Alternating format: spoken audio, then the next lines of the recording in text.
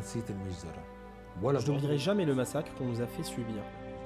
Ceci est gravé dans ma tête, dans mon âme et dans mon cœur. J'enseignerai cela à mes enfants.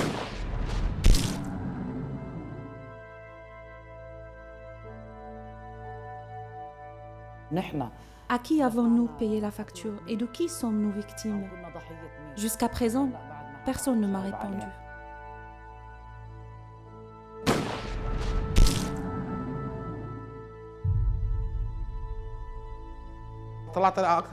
Je l'ai regardé plusieurs fois. Je l'ai regardé, mais je l'ai appelé 2 fois papa, papa. J'ai attrapé la main de ma mère alors qu'elle a attrapé la mienne aussi.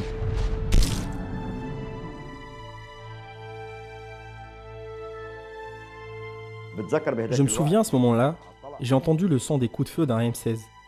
Une personne est tombée à terre devant mes yeux.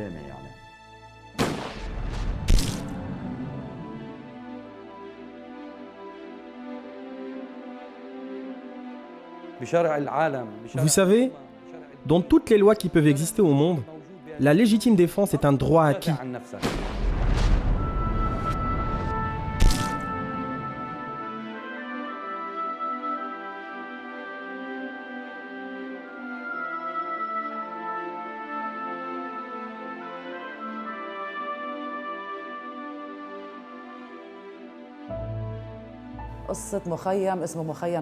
C'est l'histoire du camp de Tal al-Zatar. Tal al-Zatar, c'est un camp très simple et ceux qui y habitent sont simples et amicaux.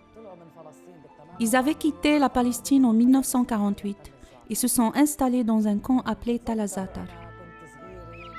Je me souviens que j'étais jeune, peut-être encore plus jeune que vous. J'avais 6 ans quand j'étais au camp de Tal al-Zatar. J'avais des amis et nous passions notre temps dans les quartiers. Je me rendais à la maison de mon grand-père. Le camp était tellement simple au point qu'il y avait des maisons très anciennes et simples. Les maisons n'étaient pas entièrement construites. On entendait le son de la pluie. On aurait dit de la musique. C'était une vie très agréable, belle et simple. Soudain, un jour, on a entendu des coups de feu et de canon. Tout à coup, tout est devenu totalement différent.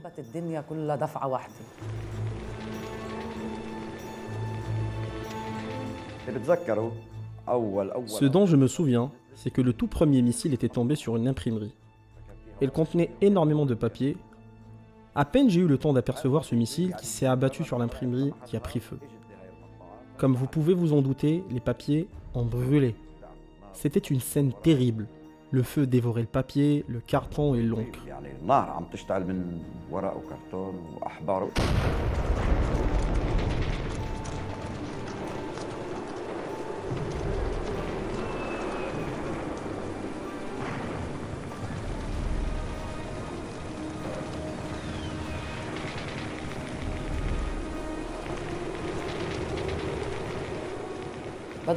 Je me souviens bien qu'à ce moment, ma mère nous a réunis tous, moi et mes 6 frères et sœurs. Et nous sommes allés immédiatement vers la maison de mon grand-père. Quand nous sommes arrivés chez mon grand-père, ils étaient également échappés car le camp avait été assiégé. Moi et ma mère allions d'un endroit à l'autre. Nous sommes allés au refuge, à l'usine de lentilles pour récupérer les lentilles du sol. Et ma mère nous le cuisinait avec de la terre. Lorsque nous allions d'un endroit à l'autre, pendant ce siège, nous passions par-dessus les cadavres. Nous voyions les gens blessés par balles. Parfois, je voyais mon père porter les personnes blessées. Je me souviens, il portait une chemise blanche tachée de sang. Je lui ai demandé « Qu'est-ce que c'est que cela ?» Il m'a répondu « C'est à cause d'une personne blessée que j'ai dû porter. » Il me mentait. Je me souviens très bien que nous avions des oiseaux que mon père élevait.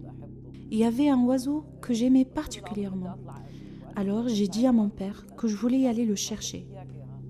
Il m'a dit « Ne sors pas dehors. » Il y a des bombardements à l'extérieur. Mais je ne l'ai pas écouté et je suis sortie sous les bombardements et le tir. Je ne m'en rendais pas compte et je me suis dirigée vers la maison. Car les 2 maisons, ils étaient proches l'une de l'autre.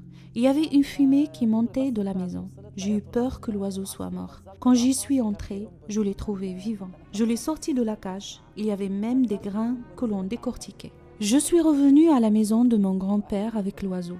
Mes parents et mes proches se sont fâchés un peu, mais ils ont passé l'éponge car j'avais sauvé l'oiseau.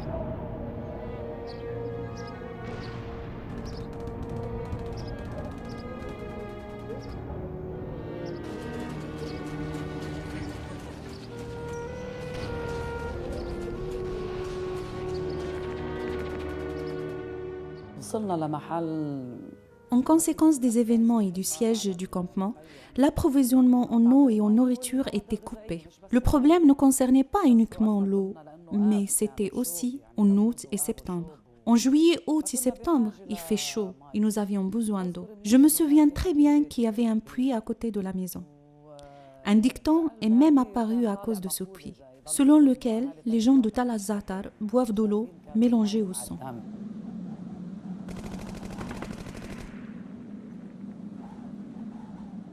En effet, un événement s'est produit devant moi et je l'ai vu de mes propres yeux. Une des personnes qui se cachait avec nous voyait que l'on manquait d'eau et s'est portée volontaire pour nous apporter de l'eau.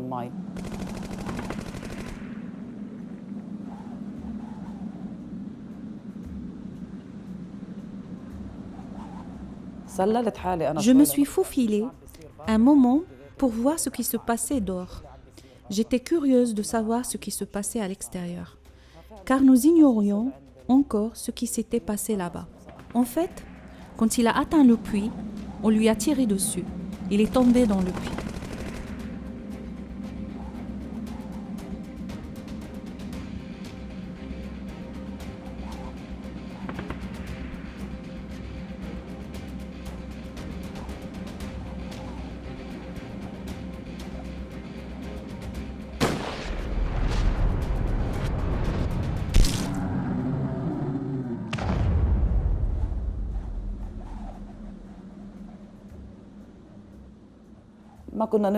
Nous ne savions pas ce qu'il y avait dans cette eau. Ce qui était tombé, on s'en manquait. Le plus important pour nous était de boire de l'eau, au point qu'ils nous donnaient de l'eau dans des bouchons de bidon, pour que l'on n'épuise pas toute l'eau. Parce qu'ils savaient que la bataille, le siège va durer très longtemps sur le camp. Le siège a duré 3 mois et le camp était bloqué de tous les côtés. Il n'y avait plus de nourriture.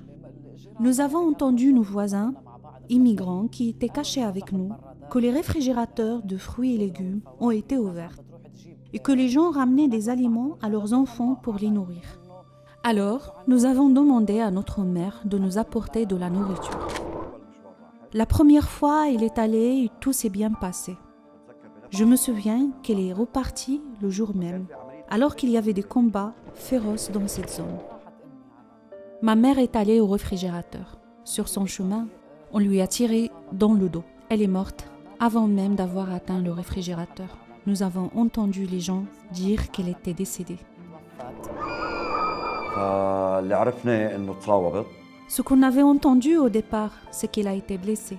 Mais en réalité, c'était une blessure mortelle.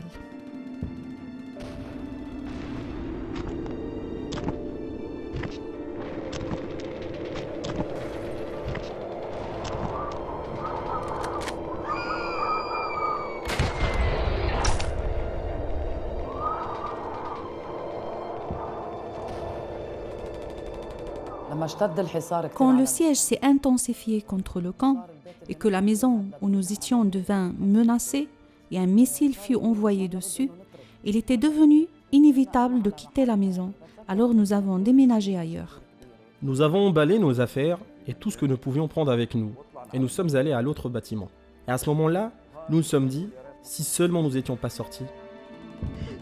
Cette nuit-là, nous avons dormi en une rangée. C'est-à-dire, nous avons dormi les uns contre les autres. J'étais naturellement très attaché à mon père. Je l'aimais et lui aussi. Je ne dormais qu'à côté de lui. Je dormais à côté de lui parce que c'était moi qui le voulais et non pas lui. Au contraire, il me demandait de dormir à l'intérieur. À peine il a allumé sa cigarette, la lueur de la cigarette a dû être vue par ceux qui bombardaient le camp. Et un missile lui est tombé dessus. Je me suis réveillé après avoir entendu un énorme bruit. C'était une explosion terrible.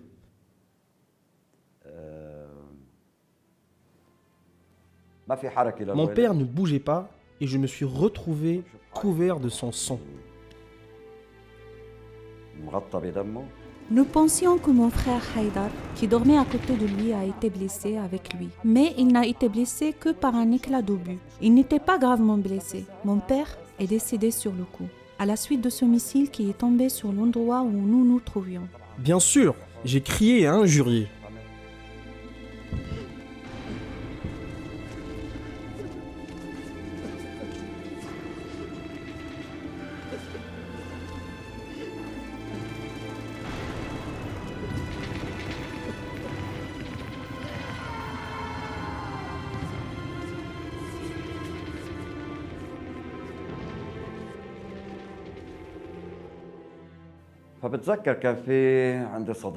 Je me souviens, j'avais un ami qui s'appelait Ibrahim.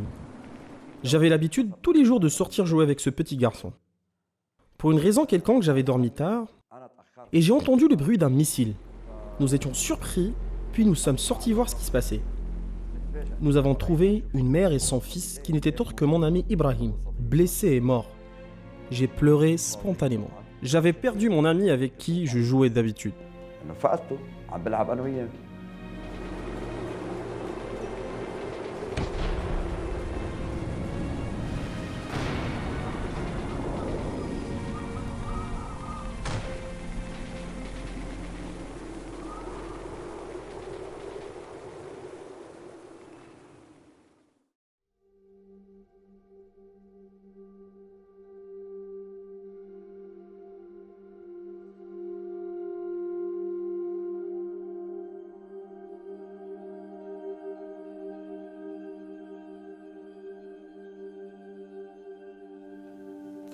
Bien sûr, le jeudi 16 septembre 1982, 2 jours après le départ de la résistance palestinienne de Beyrouth, l'ennemi sioniste a commencé à envahir Beyrouth sur 3 fronts. Les forces sionistes, ou l'armée coloniale sioniste, rassemblaient des milices du sud, de l'est de Beyrouth. Elle les a transportés en hélicoptère vers l'aéroport de Beyrouth pour être répartis autour du camp. Elle les transportait de l'aéroport vers les alentours du camp, et plus particulièrement à Al-Madina Riyadiyya, avec des camionnettes. Vers 6h moins quart, un groupe d'Al-Madina Riyadiyya s'est dirigé vers le camp. Bien sûr, ils ont fait éruption et ont combattu férocement ceux qui s'y trouvaient. Le samedi, le 2e jour du massacre, nous sommes allés à la maison pour voir ce qui est arrivé. Quand je suis entré dans la maison, j'ai vu mon père mort. Notre voisine Leïla dormait ici dans cette direction, comme cela. Et au-dessus d'elle, il y avait mon frère Nidal et mon frère Farid. Ici, il y avait Shadia. Shadia se trouvait là-bas, elle était décédée. Quand ma mère était blessée, elle venait depuis cet angle voir ma mère.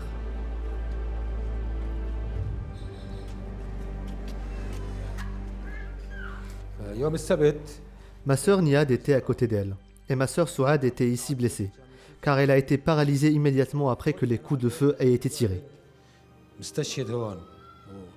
وكانت جارتنا ليلى هون نايمه بهذا الاتجاه هيك بهذا الشكل في فوق اخوي نضال بيجي كمان اخوي فريد هون بتيجي شادي وشاديه كانت هناك مستشهده فلانه امي كانت هناك متصابه ونايمه هناك هي كانت تجي من هيدي الزاويه لعند امي وكانت اختي سعاد نهاد جنبها واختي سعاد هون كانت متصابه لانه فورا انشلت اثناء اطلاق النار.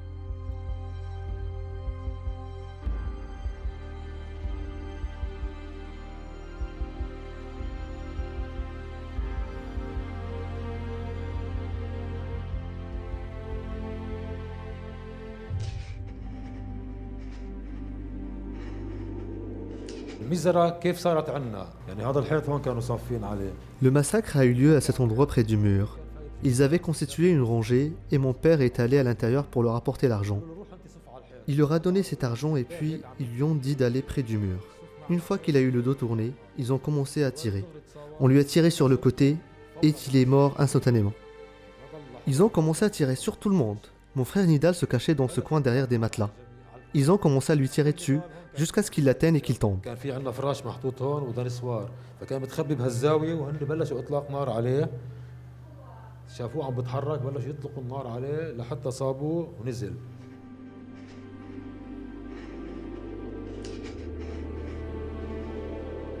Concernant mes frères Ismaël et Maïr, Maïr était l'aîné. Ils étaient cachés dans ce coin.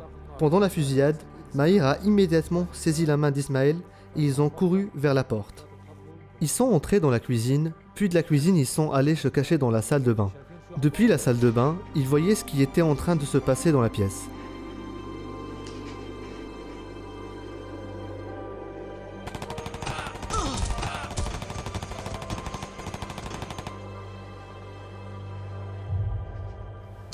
À cette époque, j'avais 20 ans. Mes frères qui ont décédé étaient 4, et avec mon père, cela faisait 5, et avec la voisine, 6. Ma sœur Souad a été blessée et est toujours paralysée. Ma mère et ma sœur Niad étaient blessées. Vous savez, quand vous rentrez chez vous et que vous voyez votre père et vos frères à terre, immobiles alors que vous ne les avez quittés qu'un seul jour, vous imaginez bien ces sentiments et ces émotions. Bien sûr, j'ai pleuré et je me suis senti frustré et désespéré.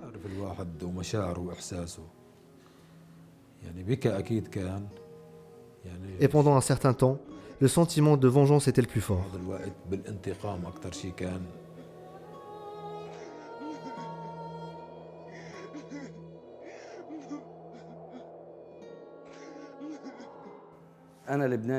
Je suis de nationalité libanaise. Mon père vivait dans le camp de Shatila depuis longtemps, depuis 1948, avant même l'arrivée des Palestiniens. Il s'est marié avec ma mère. Dès que les Palestiniens sont arrivés de la Palestine, il a épousé ma mère et ont vécu dans le camp. Nous avons toujours vécu dans le camp. Nous y sommes nés et nous avons grandi au cœur de ce camp.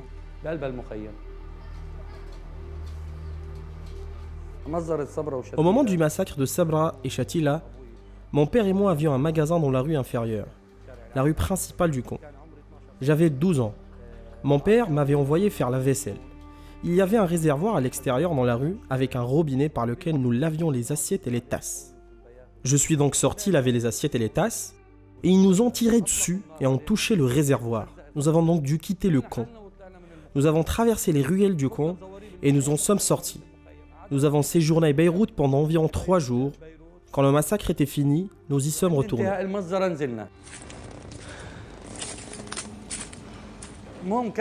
Ils avaient détruit le magasin de mon père. Ils tenaient un restaurant de grillades. Ils avaient saccagé le magasin et ont jeté tout ce qu'il contenait à l'extérieur. J'ai laissé ranger le magasin et je suis allé marcher un peu devant. Il ne m'a pas fallu plus de 10 à 15 mètres pour trouver le premier corps déchiqueté.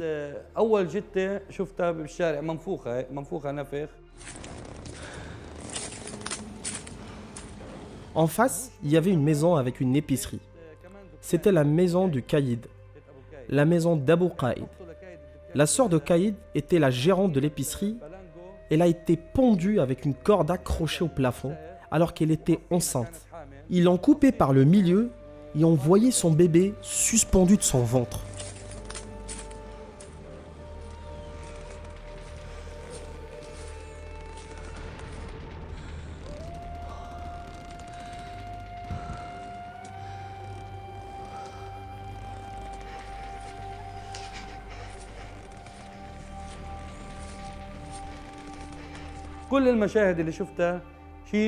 Toutes les scènes que j'ai pu voir sont une chose, et cette scène avec la sœur de Caïd coupée en deux était tout autre chose. Cette image, cette scène que j'ai vue était très difficile. Pendant presque 3 mois, je me réveillais les nuits en hurlant d'horreur.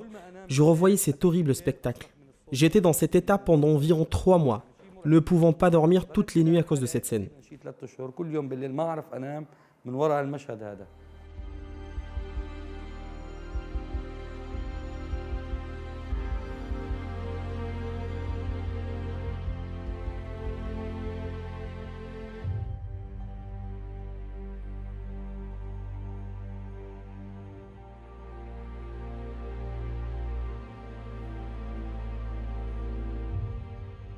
Le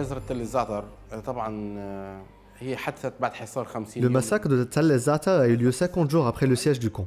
Comment s'est déroulé le massacre? Il a eu alors que nous quittions le camp après 50 jours de blocus et de bombardements. Mon père est venu nous chercher car il y a eu l'ordre de quitter le camp. Mon père portait ma petite sœur qui avait 4 mois. Moi j'ai pris sa main et j'ai marché. Ma mère portait ma sœur cadette et ma sœur aînée s'agrippait à sa robe car elle portait un sac de vêtements dans l'autre main.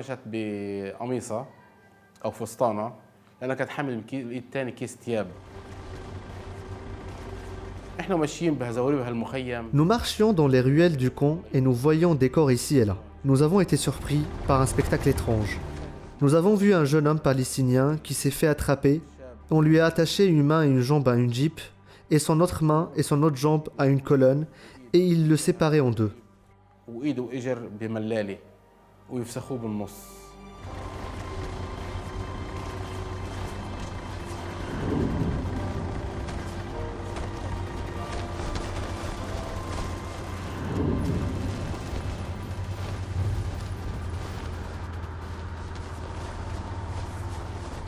مشينا احنا طلعنا المخيم. Nous avons marché pour quitter le camp et nous sommes fait arrêter. Ils ont demandé à mon père de laisser l'enfant et de le donner à sa mère. Ils lui ont crié « Donne l'enfant à sa mère ou nous allons vous tuer tous les deux !» Le bébé était ma petite sœur. Ils ne le savaient pas car les nourrissons étaient couverts et on ne pouvait pas savoir si le bébé était un garçon ou une fille. Pendant que mon père donnait le bébé à sa mère, ils lui ont tiré une balle dans la tête.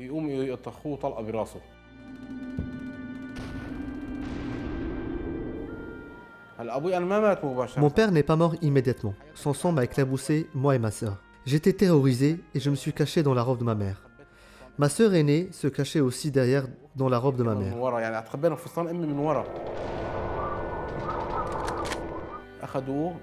Ils l'ont pris, ils l'ont tiré par sa cheveux. Puis ils l'ont mis sur le trottoir et ils l'ont abattu. Ils l'ont égorgé. Que va-t-il arriver à un enfant qui a vu de telles choses? Ou une mère? Comment peut-on supporter de voir ses enfants assister également à cette scène?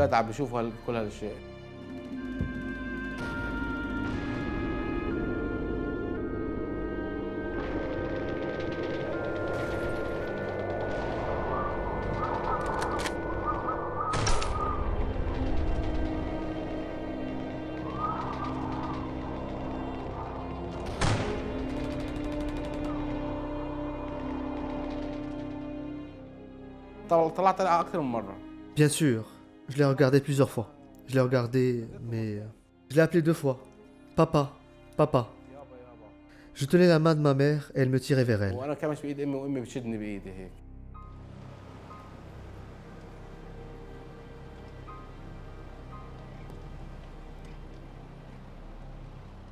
C'est ici qu'ils nous ont arrêtés. Ici, je me tenais avec mon père. C'est ici où ils lui ont demandé de laisser partir le bébé. La plupart des personnes qui se sont rendues dans la région d'Ed-Dakwena étaient des femmes, des enfants et des personnes âgées. Je me souviens qu'ils nous avaient rassemblés et fait asseoir dans un très grand espace. Nous avons attendu jusqu'à ce qu'ils mettent les gens dans des pick-up et des camions et qu'ils les amènent à la ville sportive.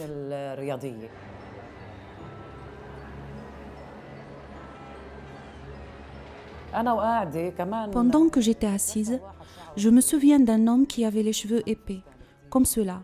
Il portait une kalachnikov. Il faisait très peur. Je me souviens de lui, jusqu'aujourd'hui, et je ne pourrai jamais l'oublier. Il m'a frappé à la tête avec la crosse de son arme. Ce geste m'avait beaucoup fait souffrir, car je n'avais rien fait. J'étais assise, alors pourquoi tu m'as frappé à la tête avec ton arme? Je ne t'ai rien fait. Je n'oublierai jamais son apparence. Et si je le revois aujourd'hui, je le reconnaîtrai.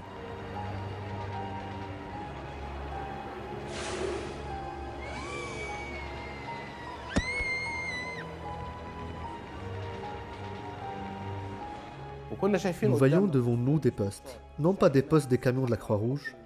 Le problème est que la Croix-Rouge assistait au meurtre et elle ne faisait que mettre les gens dans les camions et leur dire « allez-y », au lieu de contribuer à arrêter le massacre. Quand les personnes montaient, les gens voulaient à tout prix s'échapper, pour éviter de se faire tuer plus que ça. Il y avait un nourrisson enveloppé, je m'en souviens très bien. Les pick-up sont pressés de partir, et un petit garçon est tombé des bras de sa maman. Il ne devait avoir que quelques mois, car il était encore enveloppé. La mère s'est mise à crier à l'arrière du pick-up, mais le pick-up continuait de rouler. À peine le bébé était tombé qu'il était déjà mort, car la chute était très brutale. Cette scène est gravée dans ma mémoire. Je ne pourrai jamais l'oublier.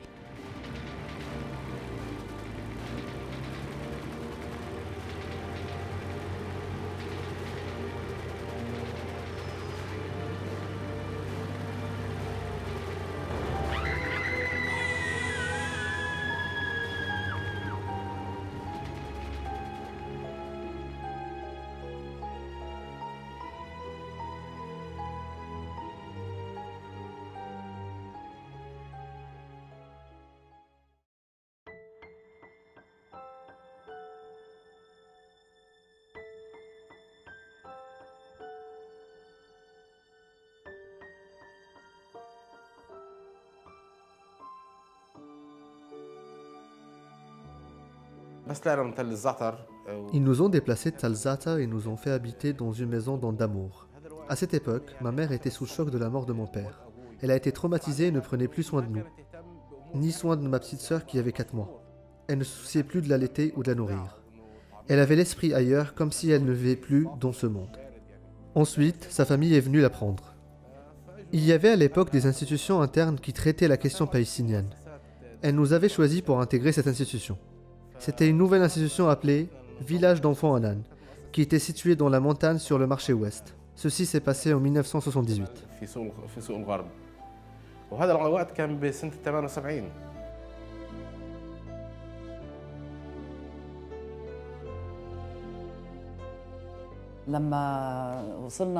Quand nous sommes arrivés à Damour, une fille est venue parler à ma grand-mère.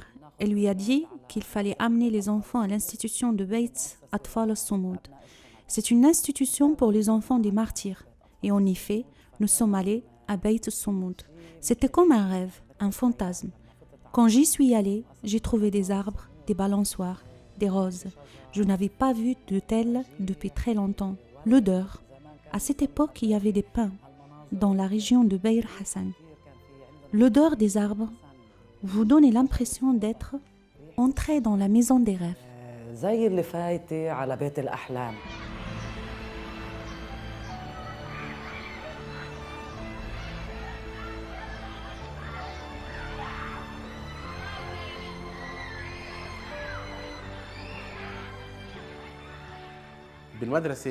À l'école, l'enfant en rencontrant d'autres enfants oubliés.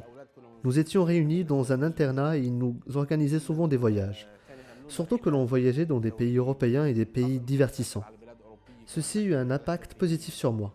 Même à l'école, on nous accordait de l'attention. Moi par exemple, je suis du genre timide et n'importe quoi me rendait susceptible.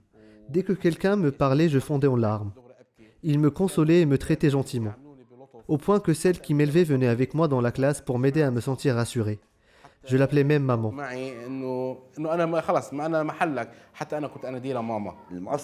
Quand nous étions dans l'institution, elle a déployé tous ses efforts pour divertir les enfants. C'est vrai, ils ont réussi, je ne dis pas que nous avons oublié, mais nous étions toujours occupés pour ne pas penser à ce sujet. Chaque mois, nous recevions un cadeau, ou nous allions en voyage, ou nous faisions du scout, du théâtre, de l'art avec les meilleurs professeurs.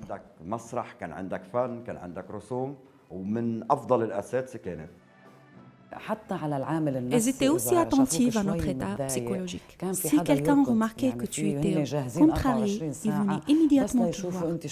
Ils étaient disponibles 24 heures sur 24 pour s'occuper de notre état psychologique. Et ils travaillaient beaucoup sur ce sujet. Moi, par exemple, je faisais des cauchemars, j'en faisais tout le temps. Et ils ont beaucoup travaillé pour m'aider à me débarrasser de ces cauchemars dont je souffrais. Certains enfants marchaient la nuit, d'autres souffraient d'une urésie nocturne. Ils travaillaient beaucoup avec nous sans ménager leurs efforts pour résoudre ces problèmes.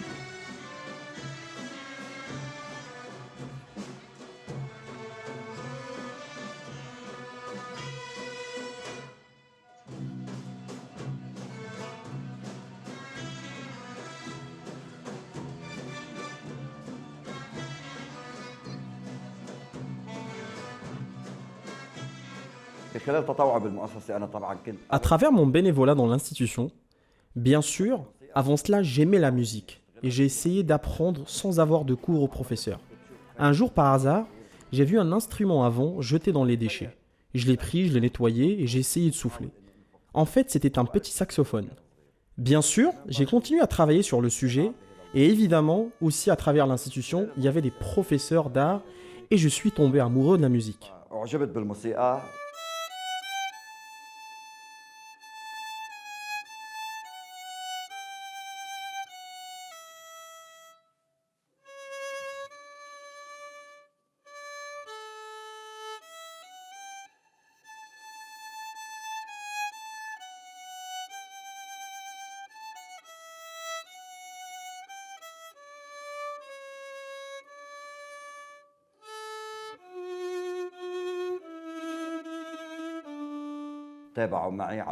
Ils m'ont encadré et m'ont bien sûr instruit et m'ont cultivé par l'enseignement complet de la musique.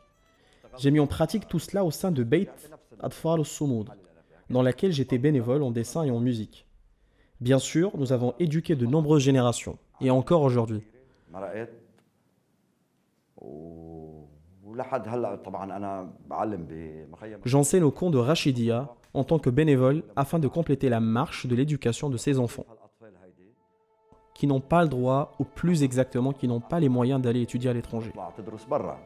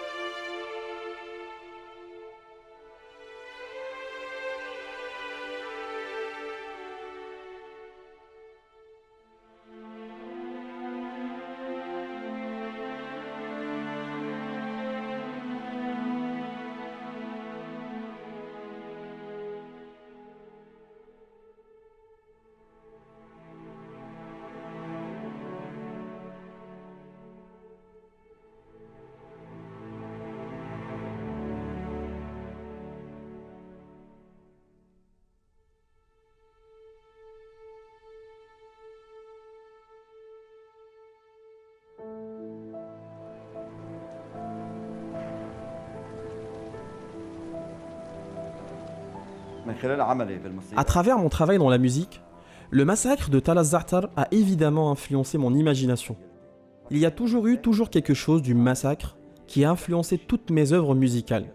Soit le massacre lui-même, l'environnement dans lequel je vivais, ou si je voulais me souvenir de la région. أو بحال إني بدي أتذكر هالمنطقة هيدي. اختياري أكيد للموسيقى. En fait, mon choix pour la musique et mon envie d'aller loin dans ce domaine m'ont beaucoup aidé pour oublier les peines du massacre. وأعطيها وقت كافي.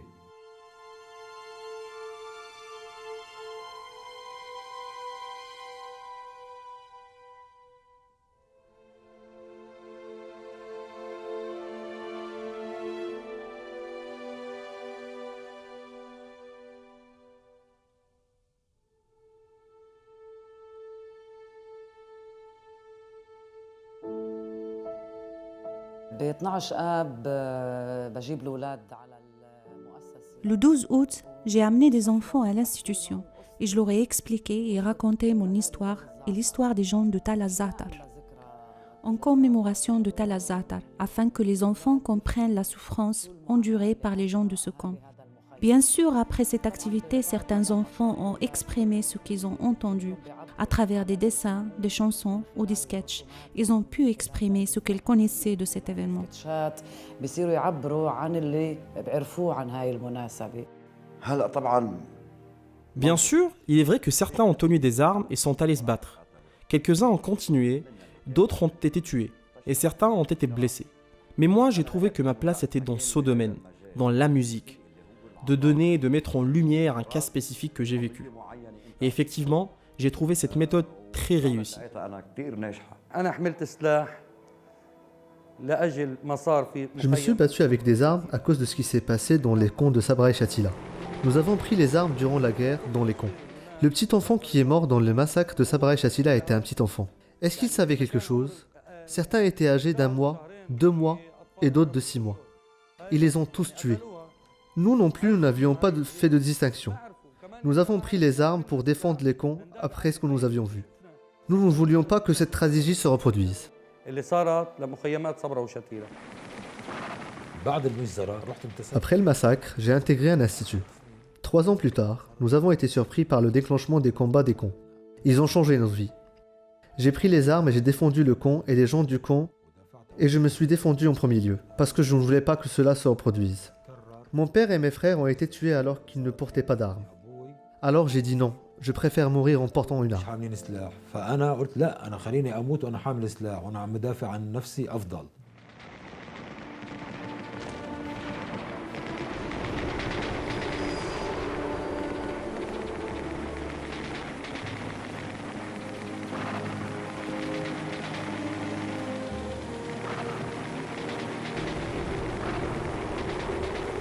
ضلينا نشارك بالحرب. Nous avons continué à participer à cette guerre, jusqu'à la première bataille. Après la fin de la première bataille, Ils sont revenus et une seconde bataille a éclaté de nouveau. Pendant 40 jours, on l'appelait la bataille des 40 jours, au cours de laquelle mon frère est mort en martyr. Oui, après cela a éclaté une bataille de 6 mois, durant laquelle mon autre frère est mort en martyr également. Cette bataille a été appelée la bataille des 6 mois.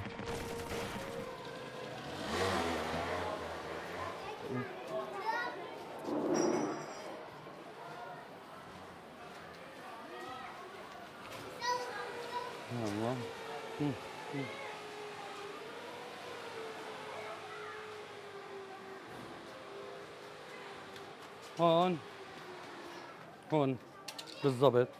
Ici exactement, je me tenais debout. J'ai bougé vers l'extérieur pendant un moment. J'ai reçu l'éclat sur ma cheville. La blessure était en bas, uniquement à la cheville. Je l'ai reçue et mes bottes ont pris feu. J'ai couru. Je n'avais pas encore la jambe coupée. J'ai couru ici et je suis passé par là. ركضت نطيت على اجري هي كانت مش مقطوعه. ركضت هون وفتت لهي الميل لهون. فتت لهون.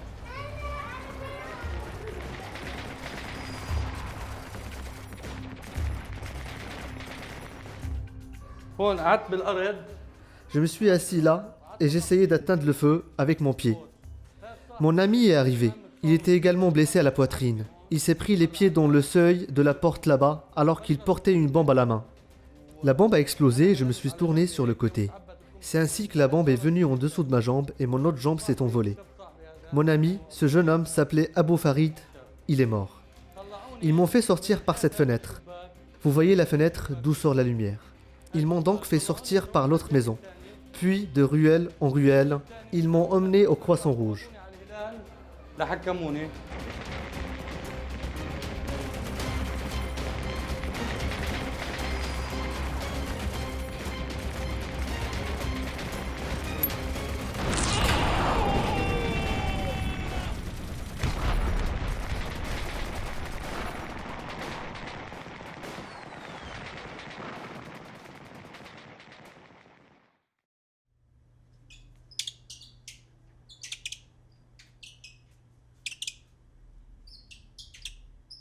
صارت معركة الاجتياح L'invasion israélienne du Liban a eu lieu. على سوريا وهناك كنا من Alors, nous sommes allés en Syrie. Et là-bas, nous étions dans les écoles des enfants des martyrs. Là-bas, ils nous donnaient quelques jours en été pour que nous visitions nos familles. Mais moi, je n'avais pas de famille. Alors je restais la plupart des jours d'été à l'école. En 1997, je suis allé au Liban, rendre visite à mon oncle. Car j'ai appris que sa fille s'était mariée dans un camp à Hama et qu'elle connaissait ma mère et qu'elle savait où elle était. Malheureusement, ma mère était en Syrie et je vivais en Syrie et je ne le savais pas. Alors je suis allé à Hama et je suis allé chez ma cousine. استدلت على بنت خالي. احنا لما مشينا انا وبنت خالي Quand nous y sommes allés, accompagnés de ma cousine, nous sommes arrivés à un carrefour. La maison de ma mère se situait au sommet d'une colline, surplombant la rue.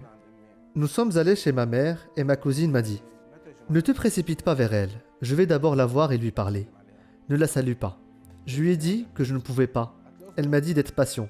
Elle lui a demandé « Pourquoi tu te tiens debout ici, ma tante ?» Elle lui a répondu qu'il y a quelqu'un qui est venu la voir.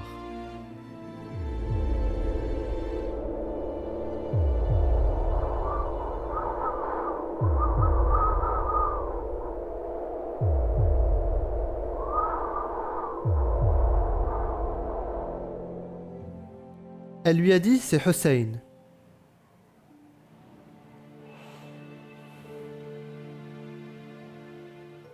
قلت انا ما عادش تحملت حالي. Je ne pouvais pas attendre. J'ai embrassé ses mains. Je l'ai prise dans mes bras, je l'ai touchée. Elle a fait de même. Elle lui a dit à partir d'aujourd'hui, on ne m'appelle plus Muhiddin. Hussein est revenu. À partir d'aujourd'hui, appelez-moi Hussein. ام حسين.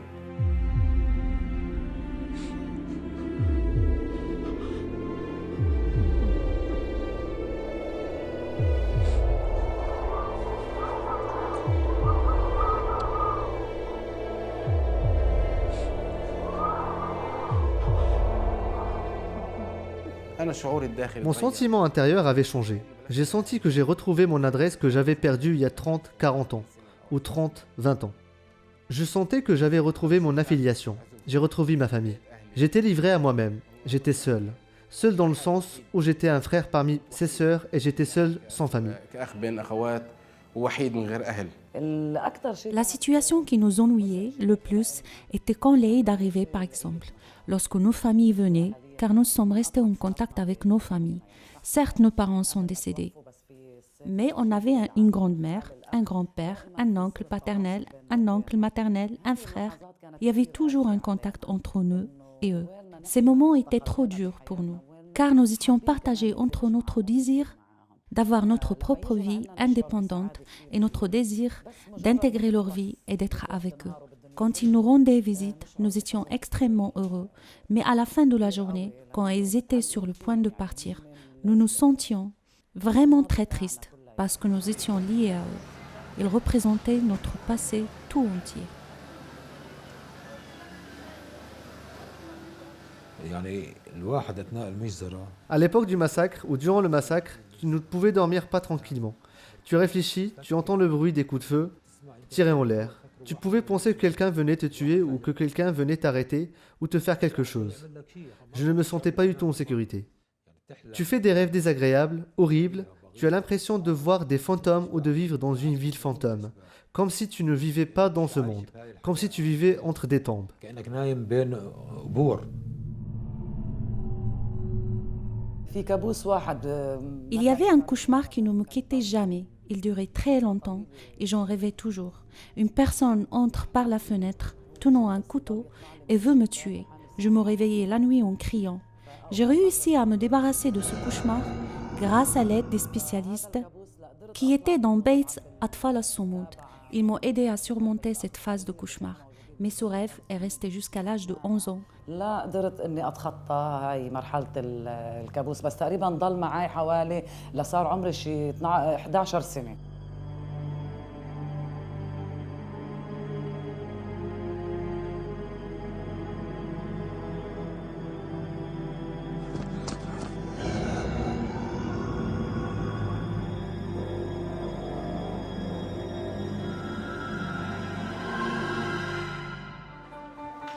يعني من هالتأثيرات هيدي مثلا أنا ضليت تقريبا Parmi les répercussions, je suis par exemple resté à peu près 1 an sans pouvoir dormir, me réveiller la nuit, crier, ne pas me concentrer. J'étais comme un petit garçon de 2 ans qui mouillait son drap la nuit. Cela a duré 1 an. Je me souviens très bien de l'âge que j'avais car normalement, c'était un âge où je ne devais plus faire cela. العمر اللي أنا كان لازم تكون هيدي الشغلة مش موجودة يعني. بعد المجزرة وتحديدا أنا Après le massacre, et plus précisément après avoir intégré le pensionnat, j'avais le sentiment que tout le monde me détestait. Dès que quelqu'un me parlait, je pleurais. J'avais le sentiment qu'il voulait quelque chose de moi, qu'il ne me voulait pas pour moi-même. ما دغري أبكي. حاسس إنه بده ياخذ مني شيء، بدي يعني مش رايدني. المناظر اللي شفناها يعني شيء ما بتخيلوا يعني. Les scènes auxquelles nous avons assisté sont des choses inimaginables. Ils mettent des images du massacre de Sabra et Shatila. Regardez ces images. N'importe quel être humain serait affecté par ces scènes qu'il voit à la télévision. Alors qu'en est-il pour celui qui les a vécues? على شاشة التلفزيون، كيف اللي شافه طبيعي؟ انا بس تجوزت Je me suis marié et bien sûr, j'ai changé. J'ai une famille maintenant. Je veux vivre et je veux qu'elle vive une vie meilleure que celle que j'ai vécue. Je me suis marié, j'ai eu des enfants, j'ai une maison, grâce à Dieu, j'ai travaillé et j'ai commencé à penser à comment éduquer mes enfants. La relation dont j'ai été privé, c'est-à-dire la relation avec mes frères et mes sœurs, fait qu'aujourd'hui, je ressens ma relation avec mes enfants comme une relation fraternelle. Je ne les traite pas comme un père, mais plutôt comme si j'étais un frère, un ami, un être cher, une mère, une sœur. C'est ainsi que je leur ai appris qu'ils me racontent tout ce qui leur arrive, qu'ils se confient à moi. يشوفوه كل شيء بصير معهم يحكوا لي اياه.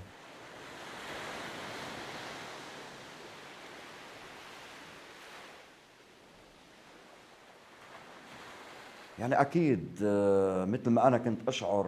C'est sûr, les sentiments que j'avais pour mes parents, les ressentis eux aussi pour moi. En même temps, on peut penser que les choses qui me sont arrivées puissent également arriver à ma petite famille. Je vous cache pas, ceci est une question vraiment qui me pose un problème. هاي شوي بتعمل إشكالية ذاتية بالنسبة إلي. يمكن من Et je vous cache pas, cela me pose un vrai problème. Peut-être à cause de la cruauté des circonstances et de la cruauté de ce que j'ai vu. J'ai souvent voyagé, parfois je partais en voyage délibérément. J'essayais de prolonger la durée des voyages afin qu'il n'y ait pas de contact avec mes enfants. Pourquoi? Parce que le sujet est difficile. C'est-à-dire que j'étais très lié à mon père et j'en ai beaucoup souffert. Et intérieurement ou inconsciemment, je ne veux pas que cela arrive à mes enfants aussi. يمروا بنفس التجربة.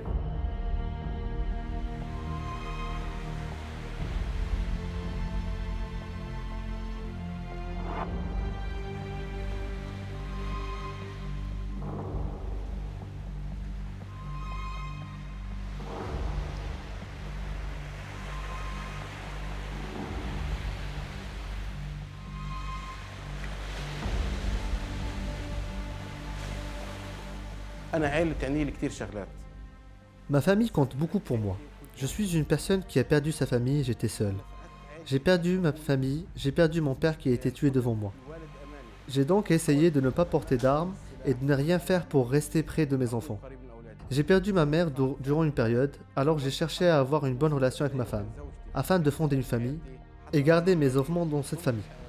J'ai été privé de mon foyer et de ma famille, alors j'ai essayé de me rattraper auprès de mes enfants. J'ai essayé de supporter mes blessures et de prendre sur moi, pour donner à mes enfants ce dont j'avais été privé. نفسي حتى اقدم لاولادي ما حرمت منه.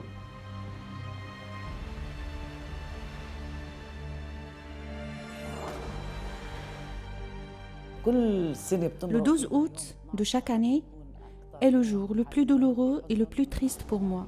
Durant ce jour, je me repasse tout le film dans ma tête.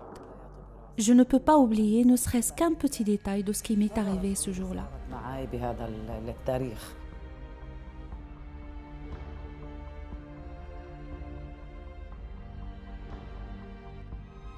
طبعا بعد المجزرة كثير. Bien sûr, après le massacre, beaucoup de temps a été perdu. Peut-être même toute une vie a été perdue. يمكن عمر ضاع. Si le massacre de Sabra et Shatila ne s'était pas produit, je n'aurais certainement jamais porté une arme et je ne me serais jamais battu. Rien ne se serait passé car la guerre des camps n'aurait jamais existé.